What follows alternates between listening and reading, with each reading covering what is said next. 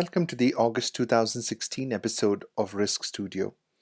I'm Manoj Kulwal, and I'm the co-founder and chief risk officer at RiskSpotlight.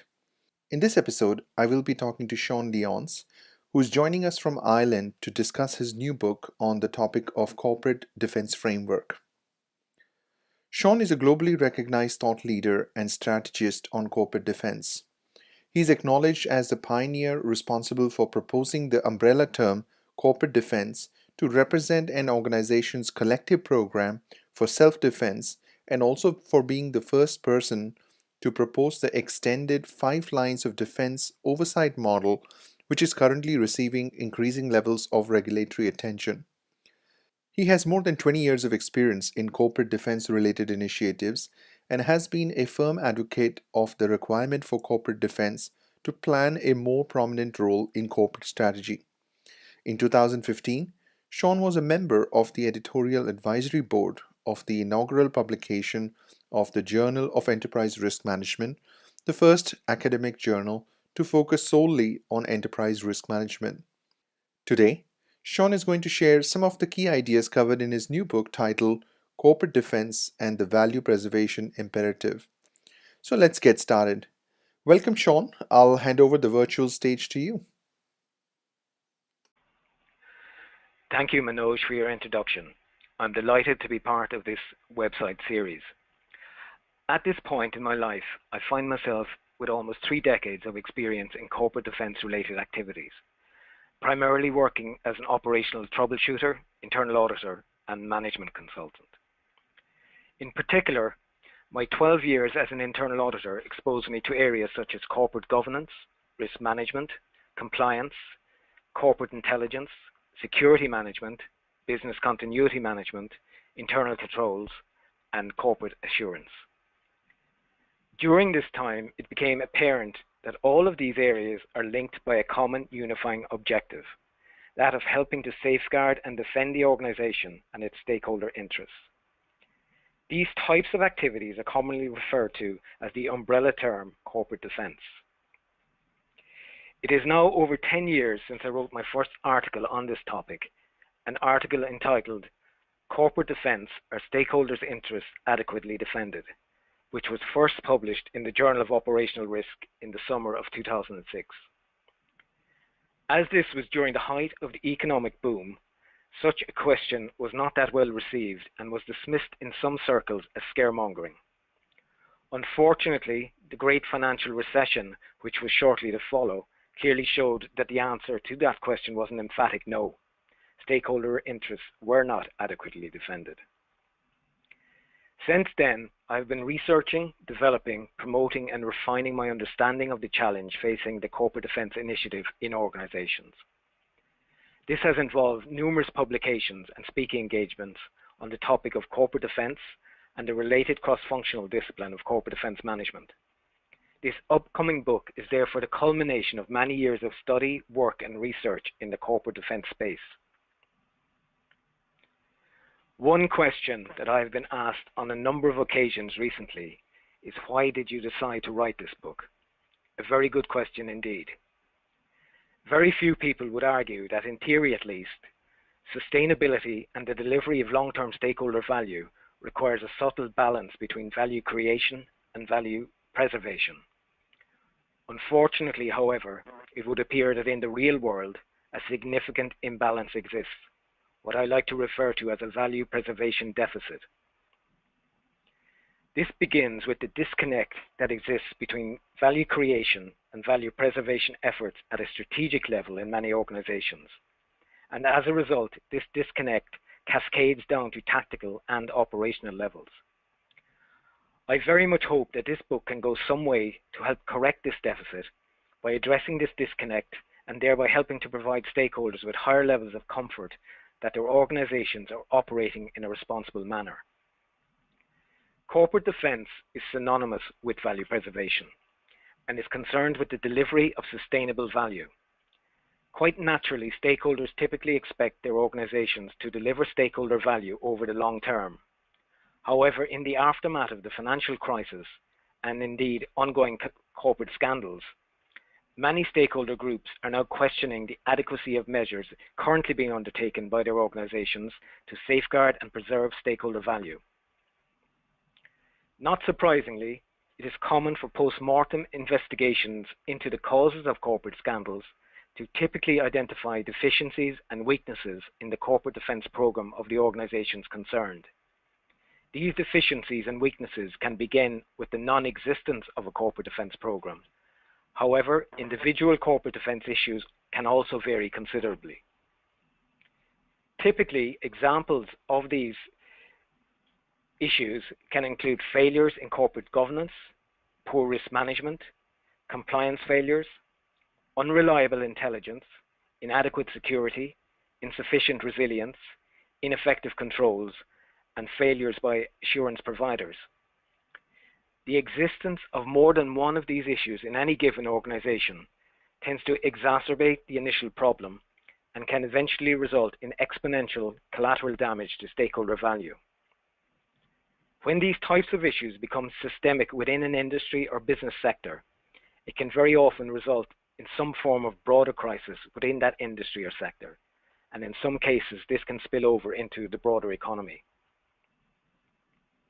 Logically, if deficiencies and weaknesses in corporate defense programs tend to result in corporate losses and failures, then improved corporate defense programs can help better safeguard against the occurrence of such scenarios. What is needed is effective corporate defense rather than the illusion of corporate defense. Effective corporate defense, however, is not easy, as it requires an alchemy of science and art in order to defend an organization and its stakeholders against potential hazards, i.e. risks, threats, and vulnerabilities. The umbrella term corporate defense is used to describe an organization's collective program for self-defense and involves coordinating and integrating a range of interrelated disciplines. It involves managing an organization's governance, risk, compliance, intelligence, security, resilience, controls, and assurance components. This requires the design and implementation of integrated corporate defense programs, which can help to not only safeguard stakeholder interests, but also to optimize stakeholder value. This book was therefore written to address the necessity and complexity of implementing such an integrated program. Let me start by telling you a little bit about this book. This is the first book on the market to finally address the umbrella term corporate defense and to explain how an integrated corporate defense program can help an organization address both value creation and value preservation. The book explores the value preservation imperative, which includes an organization's obligation to implement a comprehensive corporate defense program in order to help deliver long-term sustainable value to its stakeholders. For the first time, the reader is provided with a complete picture of how corporate defense operates all the way from the boardroom to the front lines and vice versa. It provides comprehensive guidance on how to implement a robust corporate defense program by addressing this challenge from strategic, tactical, and operational perspectives. This arrangement provides readers with a holistic view of corporate defense and incorporates the management of the 8 critical corporate defense components. It includes how an organization needs to integrate its governance, risk, compliance, intelligence, security, resilience, controls, and assurance activities within its overall corporate defense program.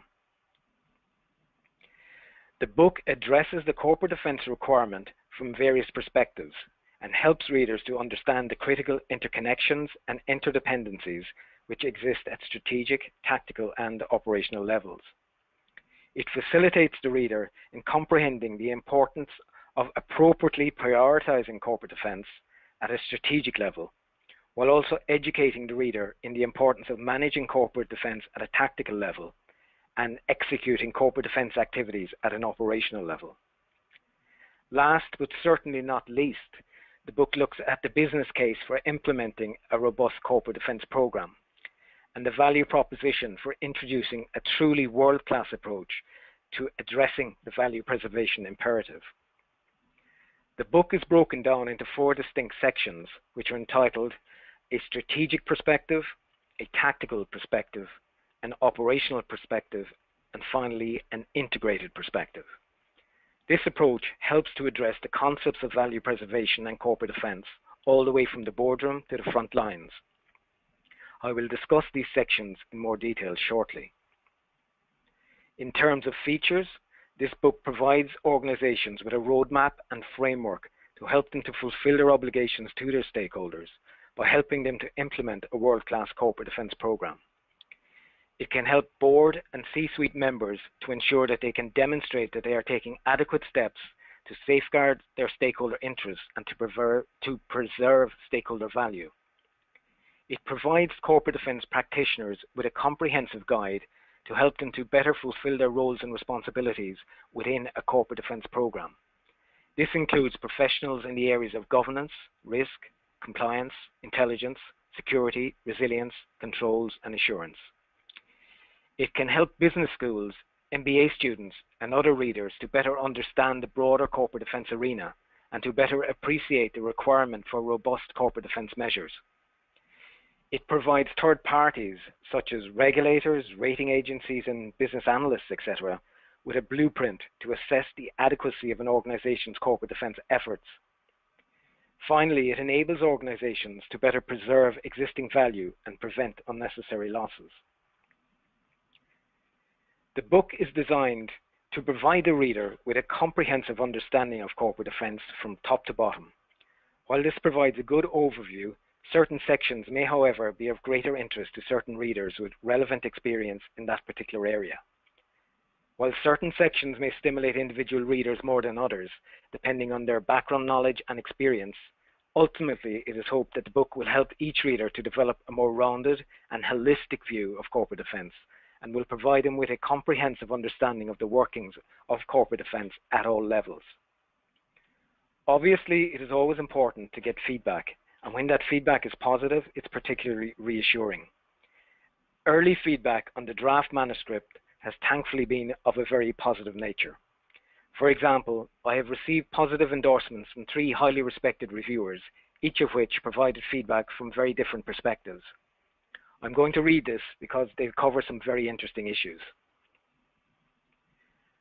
Thomas Lawton, who is an established writer and professor of business strategy and international management, expressed positive comments coming from the corporate strategy perspective, and he states the following. Corporate defense and the value preservation imperative is a much needed addition to the research and practice of corporate strategy. Sean Lyons argues convincingly that in a highly competitive and multipolar global economy, corporate sustainability needs to be predicated on both value creation and value preservation. Creating and seizing short-term business opportunities must not be at the cost of safeguarding long-term stakeholder interests and should always be supported by a system of defending existing value. It is this juxtaposition of offensive and defensive principles and processes that makes this book such a compelling read. I highly recommend it to consultants and managers engaged in the design and delivery of corporate strategy. On the other hand, David Brown, who is arguably Canada's foremost authority on corporate governance, provided positive opinions from a corporate governance perspective. He states the following. Sean Lyons covers a complex and rapidly evolving subject with confidence and a systematic approach. He lays out a comprehensive review of corporate defense, especially what it could be and how upgrading and integrating its various components can add value and help organizations to achieve sustainable results in value creation and preservation. Lots of great suggestions, both in terms of macro concepts and micro practical tips. While Professor Dan Shoemaker, a former expert advisor to the U.S. Department of Homeland Security and the Department of Defense, provided positive feedback based on his cybersecurity and intelligence studies background. He states the following. Sean Lyons' book ought to be required reading for every C-level and member of the board of the organization. He manages to capture the issues top-down from the value proposition all the way down to implementation models. This is a groundbreaking achievement in my opinion, and the basis for moving the necessary management of risk into the 21st century for any corporation. That these individuals from such diverse backgrounds would each appreciate the added value of such a book was indeed of great encouragement to me. Hey, thank you, Sean, for introducing the concepts and the book to our audience. Just to help our audience understand what you mean by value creation and value preservation, can we take a real-life example of, let's say, an organization which is looking to acquire another organization within the same industry, that if they were making that decision, in context of that decision, what are some of the value creation aspects you would consider, and then what are some of the value preservation aspects you would consider in that decision? That's a very good question, Manoj. Generally speaking, acquisitions are driven by the value creation objective.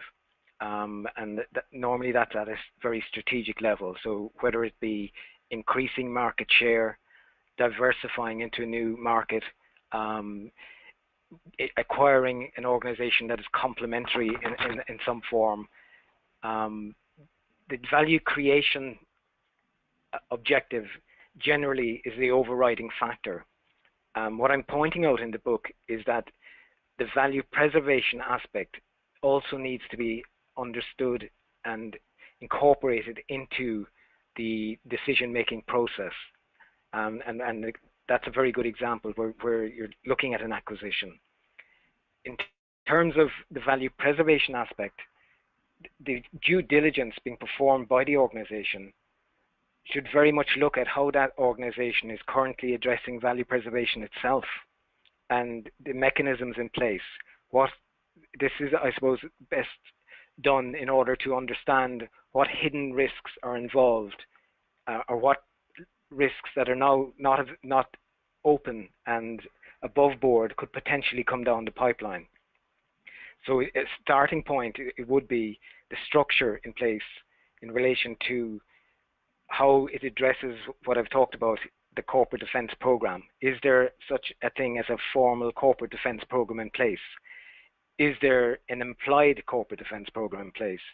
Is there an informal corporate defense program? Is there a structured program or an unstructured program?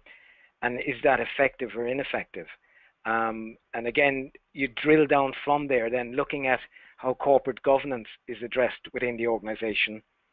What sort of risk management program is in place? What sort of compliance program is in place? What sort of intelligence program is in place? What sort of security program is in place? What sort of resilience program is in place? What sort of controls program is in place? And what sort of assurance program is in place? And you can, at a very high level, it can become quite clear the extent to which the organization is actively or proactively engaging in value preservation and ensuring that through a corporate defense program or corporate defense mechanisms and activities. That's an area I believe is going to change in terms of suitors looking at various organizations and determining and even valuing the actual the entity involved. All of that can be monitorized, and a decision needs to be made on the value of these sort of intangible issues that currently are not receiving the sort of important scrutiny that they deserve. Does that go any way to answering your question? Sure. Yeah. Thank you for that response, Sean. So another question I would have on behalf of the audience is, how different is the corporate defense program, from enterprise risk management or a GRC initiative? Because organizations may have, an ERM framework, an ERM program initiative in place. Some organizations may have a GRC program or GRC framework in place. From what you're telling me, corporate defense program is much broader than what organizations would typically classify into their ERM program or into the GRC program. Can you help the audience understand how does the corporate defense program sort of relate to ERM or GRC, which is what people may be more familiar with those terms? Yes, that's also a very good question. Typically, I see corporate defense as being a sort of umbrella term, as I mentioned earlier, that looks at 8 critical components and the underlying programs underneath those components. So for instance, An enterprise risk management program will generally tend to be operate using a risk-centric lens or a risk-centric perspective. A GRC program, which is generally associated with governance, risk and compliance, although some people refer to it as governance, risk and controls, focus on exactly those three areas. What I'm saying is that a corporate defense program addresses governance, risk, compliance, intelligence, security, resilience, controls, and assurance. And it incorporates all of those so that you're ensuring that the organization is adopting a governance-centric approach, a risk-centric approach, a compliance-centric approach, etc., which gives a much more comprehensive view of any challenge being undertaken and any decision being made. And it helps to ensure that there aren't any blind spots within the organization, and it helps to also address any sort of cognitive bias that may be present. So in terms of GRC programs and ERM programs can cover quite a lot of the same area, but may not be looking at it from the same perspective. It's a much narrower perspective. Now let's take a quick walk through the book itself. Section 1 of this book, the strategic section, may initially be of most interest to readers who occupy board level or executive management positions. From a strategic perspective, this section addresses the requirement for an organization to consider a balance between both short-term value creation and long-term value preservation as part of their business strategy. At a strategic level, this requires a corporate defense strategy which is in alignment with overall business strategy. This section is broken down into 4 chapters. It begins by addressing the relationship between business strategy and value, and considers the requirement for a healthy balance between value creation and value preservation. It goes on to consider the corporate defense challenge in the 21st century and addresses the broader concept of corporate defense in some detail. It then goes on to look at the important role of corporate defense in addressing the value preservation imperative. Finally, the requirement to adopt a robust approach to corporate defense and the logic of a formal integrated corporate defense program is addressed from a strategic perspective. Let's look at an example of the corporate defense umbrella. The term corporate defense in an integrated context represents an umbrella term used to describe an organization's collective program for self-defense. A comprehensive corporate defense program involves managing and coordinating what have been identified as the critical corporate defense components. These critical components address corporate defense from different perspectives and form part of the necessary system of checks and balances required to help ensure the organization has taken appropriate measures to help preserve stakeholder value and to safeguard stakeholder interests. These critical components include governance, how the organization is directed, managed, and controlled all the way from the boardroom to the front lines. Risk, how the organization identifies, measures, and manages the risks it is exposed to. Compliance, how the organization ensures that its activities are in conformance with all relevant mandatory and voluntary requirements. Intelligence, how the organization ensures that it gets the right information for the right purpose, in the right format, to the right person, in the right place, at the right time. Security, how the organization ensures that it protects its critical assets from threats and danger, its people, information, technology, and facilities. Resilience, how the organization ensures that it has the capacity to withstand, rebound, or recover from the direct and indirect consequences of a shock, disturbance, or disruption. Controls, how the organization ensures that it has taken appropriate actions in order to address risk and to help ensure that the organization's objectives will be achieved. Assurance, the system in place to provide a degree of confidence or a level of comfort to stakeholders that everything is operating in a satisfactory manner.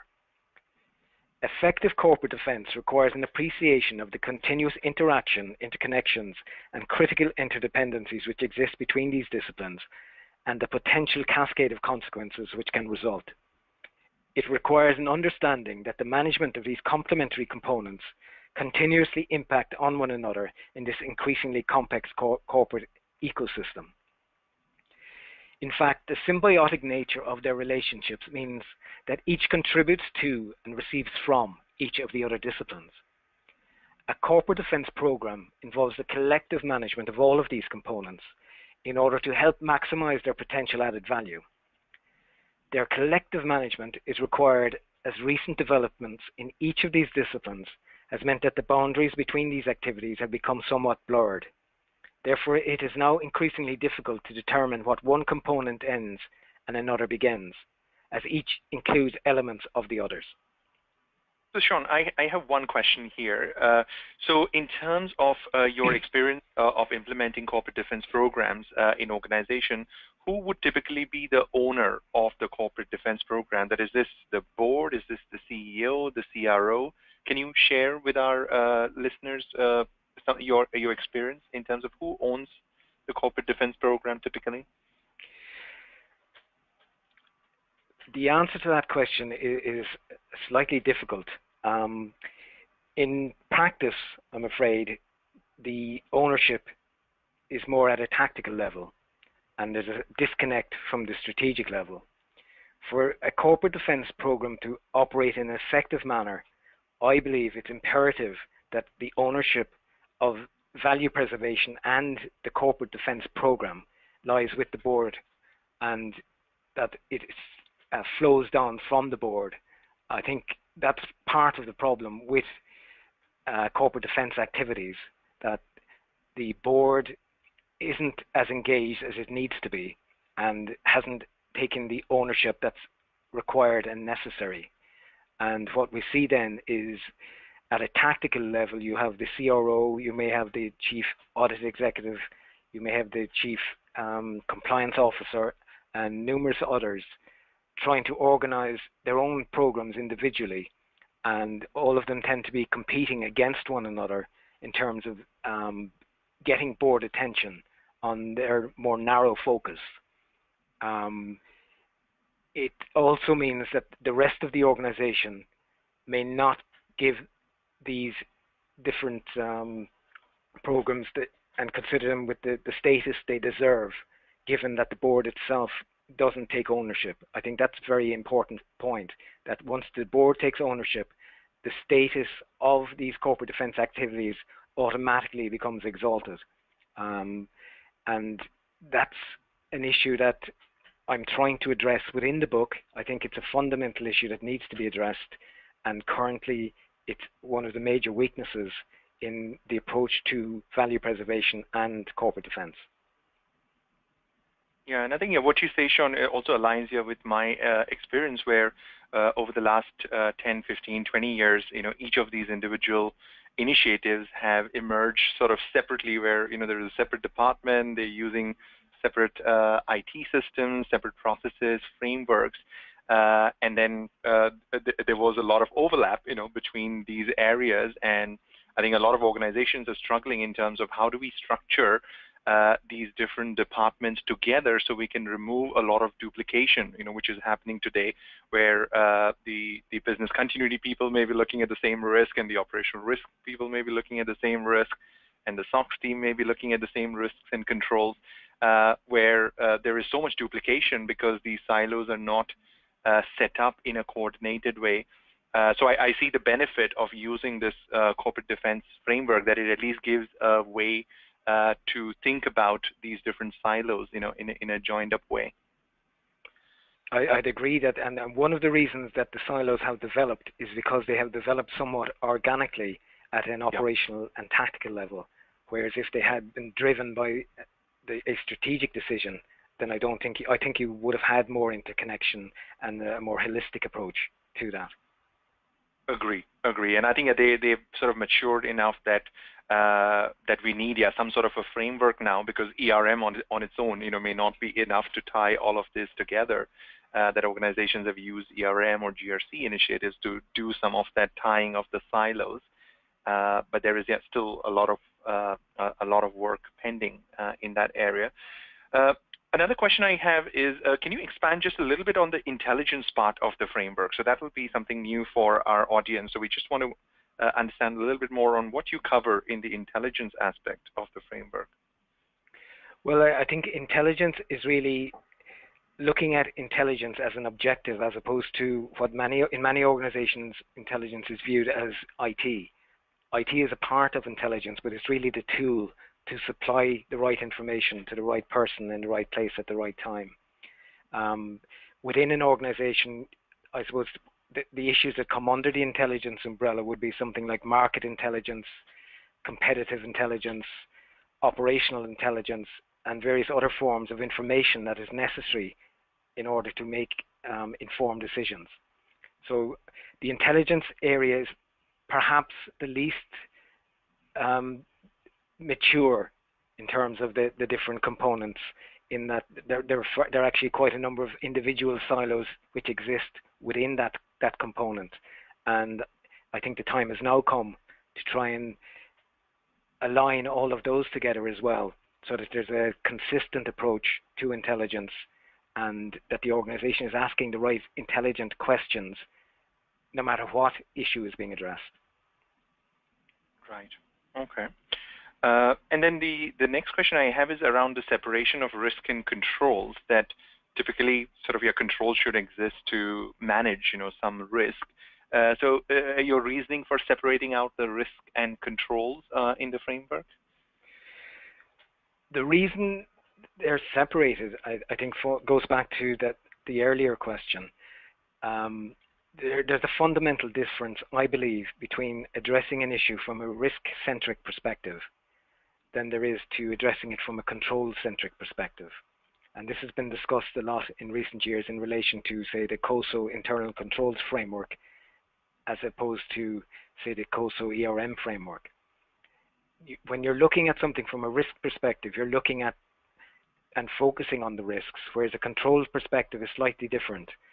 It should be addressing the risks if it's in alignment with the risks of the organization. Very often, controls tend to develop organically. But again, controls very much are about, I suppose, integrity and validity, accuracy and completeness and these sort of issues, which is slightly different from looking at the risk involved. But what's very important is actually aligning the two to ensure that the right controls are in place to address the risk, and that you're addressing the inherent risk and coming to an acceptable level of risk, residual risk. And I don't believe that many organizations are making that connection. And it requires standing back and looking at these areas. And very often within organizations, you have someone who's been educated and qualified in risk management, and someone who may come from a different environment in the control section. So their expertise is different. And in order to harness the best out of both parts, I think it's important to look at them separately initially before pulling them together. Okay. And in terms of resilience, so is the framework using the resilience in its broader context? So it's not just the business continuity, natural disaster, terrorism attack, but it's resilience for the organization, right? I think all of these issues of the components should be looked at in their broadest context as a starting point. Organically, they'll have developed within organizations. So you'll have crisis management, you'll have emergency preparedness, you'll have, business continuity, business contingency, disaster recovery, and these issues. But the objective of resilience should be what's driving these, rather than reacting to individual issues and events that are occurring.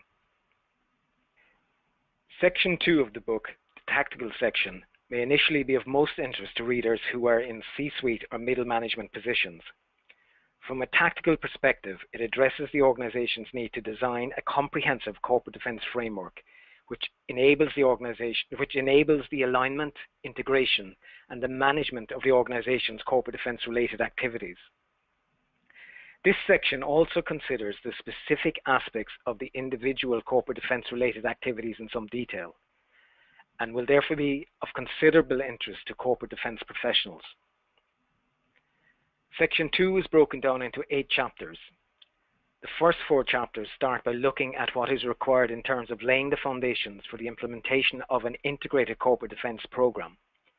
It addresses the importance of adopting an enterprise-wide view of corporate defense and the requirement for an appropriate oversight model in order to ensure that there is appropriate oversight of corporate defense at all levels within the organization.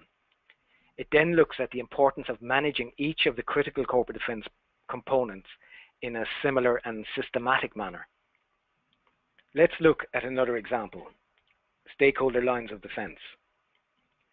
In order to gain a measure of comfort that these critical components are being appropriately addressed within the organization, stakeholders increasingly rely on various lines of defense to be in place and to operate as effective oversight layers within the organization.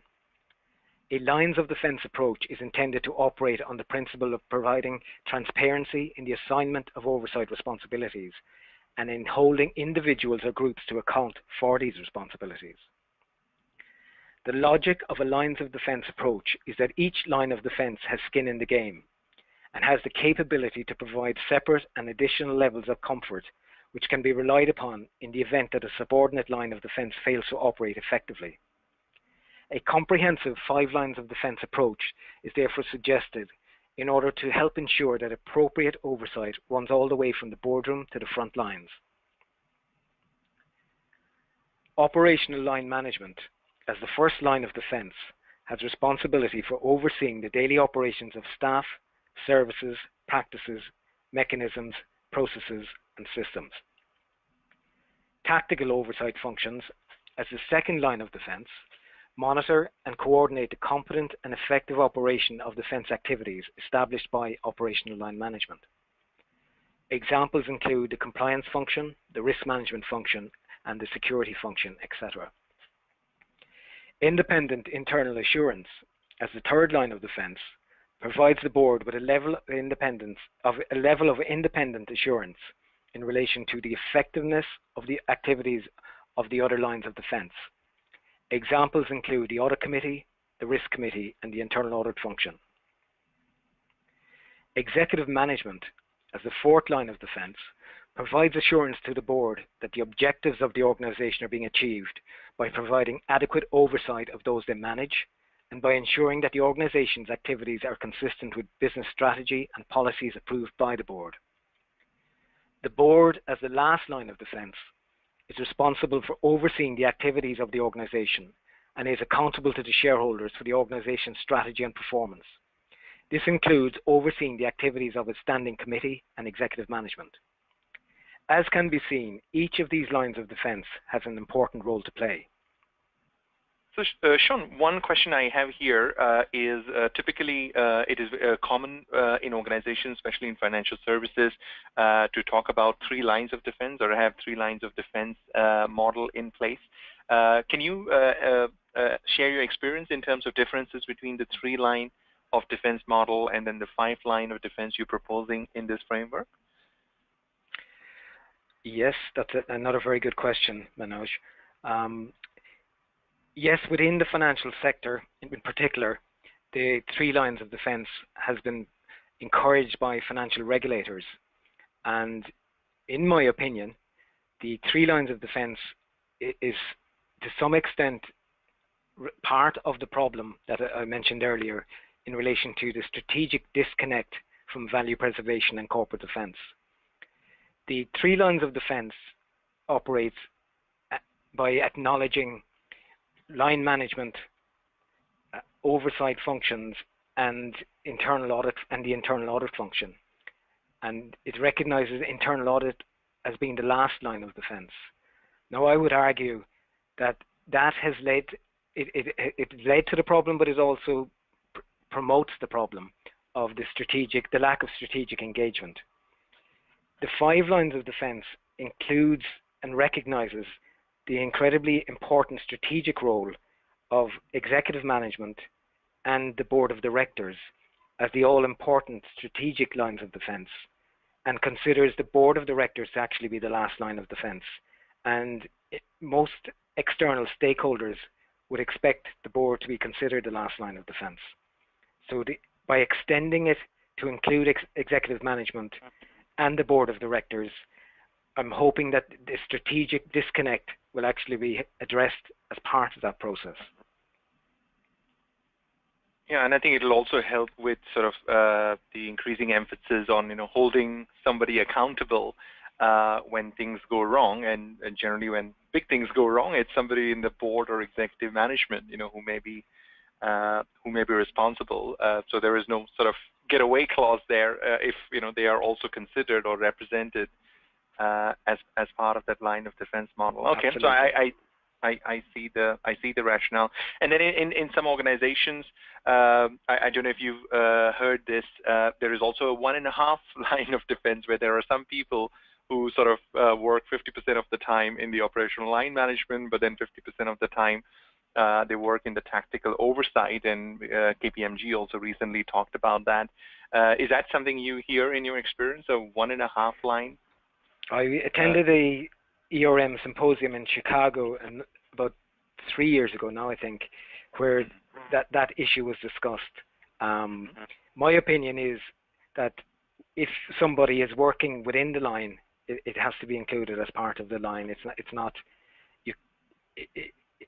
can be a control within operational line management, but it cannot be considered to be reviewing itself afterwards at the next level, the tactical oversight level. So you may get around that in some organizations by having independent people within the risk management section reviewing the work done by people in their department, but it's a gray area. Right. Okay. And where would you put specialist departments? So, for example, if a bank has a retail bank, commercial bank, private bank, different divisions, they may have cybercrime, for example. It's a very specialized risk.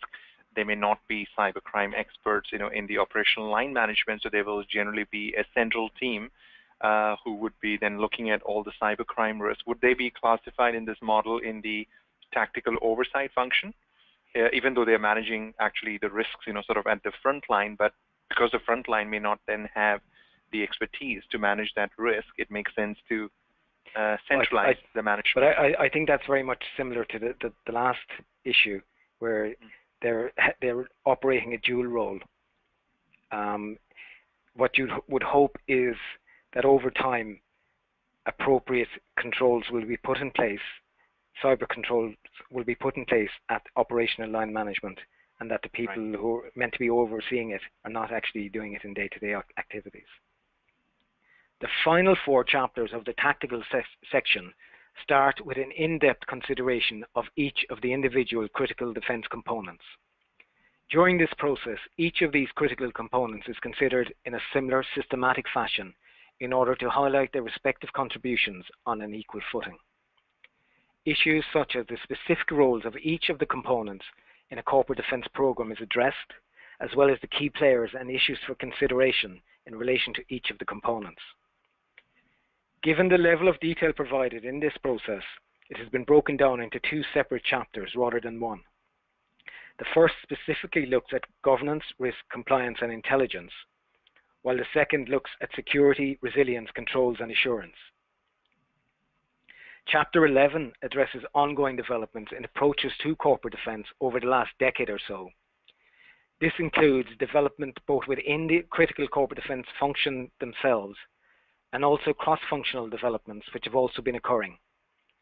Examples of such developments include concepts such as enterprise risk management, risk intelligence, and governance, risk, and compliance, which is commonly referred to as GRC. That is to name but a few of the many interesting developments occurring in this space. The final chapter in this section introduces what I describe as the Corporate Defense Management Framework, and we will now look briefly at this framework. To ensure there is an adequate corporate defense program in place, each line of defense must recognize it has specific responsibilities in relation to each of the critical corporate defense components. These responsibilities begin at the boardroom, but run right through the organization all the way to the front lines. CDM, as a multidimensional framework, incorporates the management of all these critical corporate defense components at each of the different lines of defense. The octagon pyramid helps to visualize and conceptualize the integration of these corporate defense components at each line of defense, recognizing their continuous interactions, interconnections, and interdependencies. The CDM framework addresses the various responsibilities associated with each individual line of defense in relation to each of the critical components of corporate defense. As such, it helps an organization to address these responsibilities and accountabilities in an integrated manner from multiple perspectives.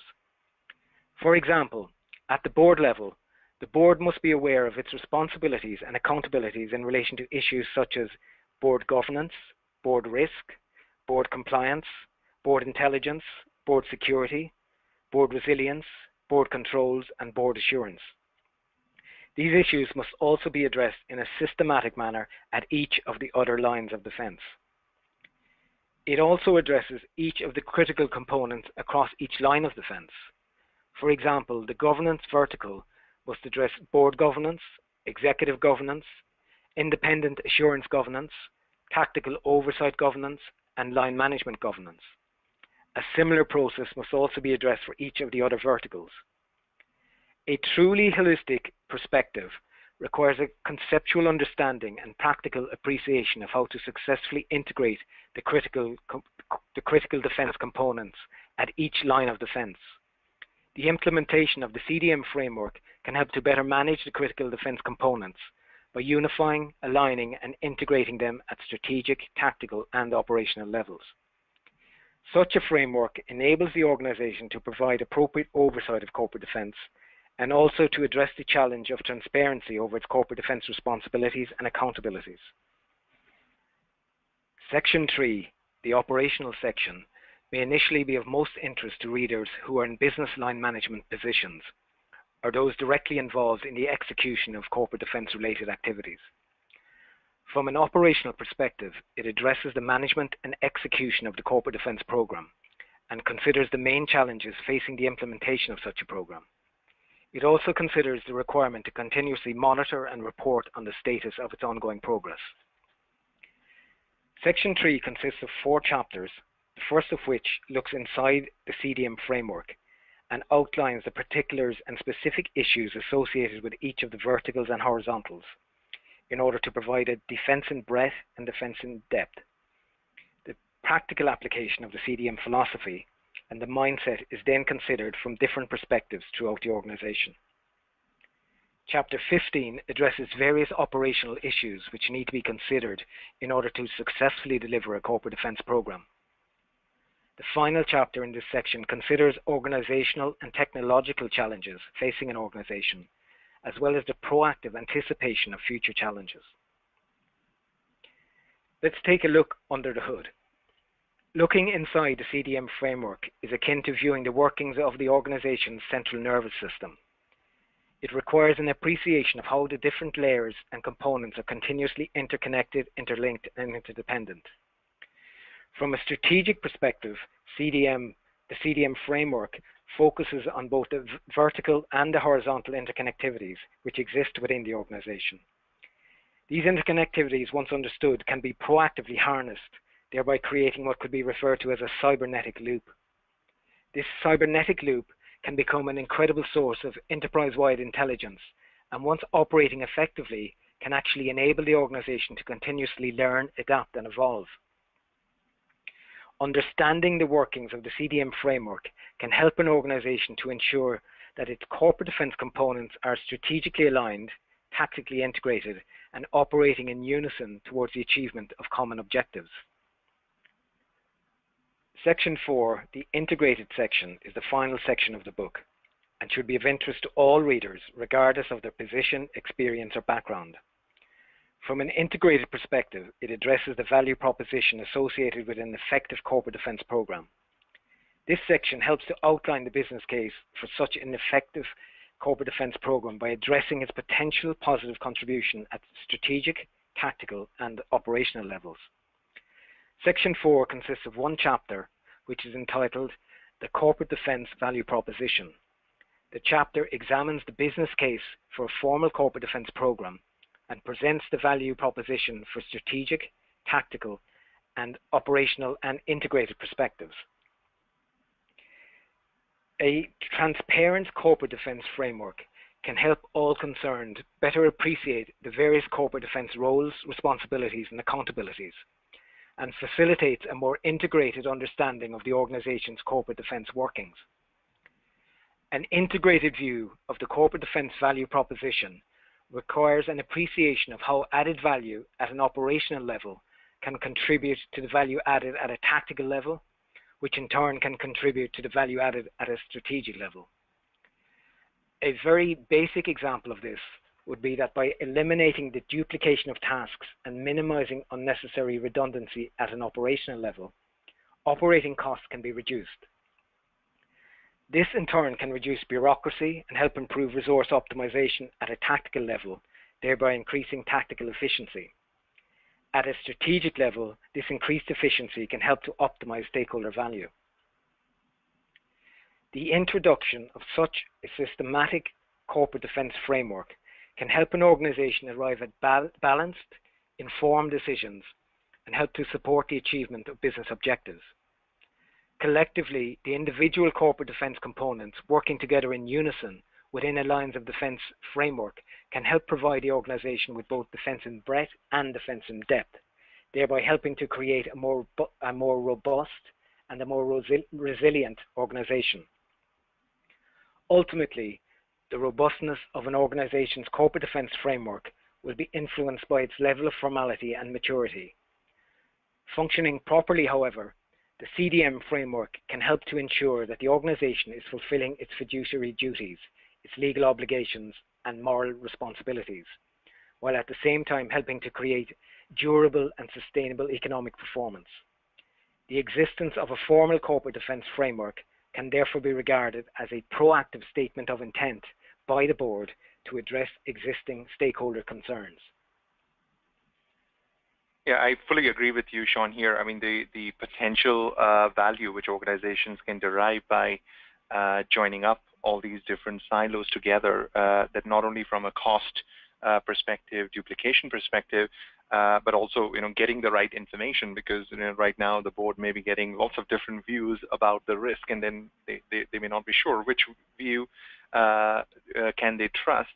So from an information perspective, and then ability to use all that information into decisions can have tremendous value. So it's great that you're providing this framework, to look at all these different pieces together in a comprehensive way.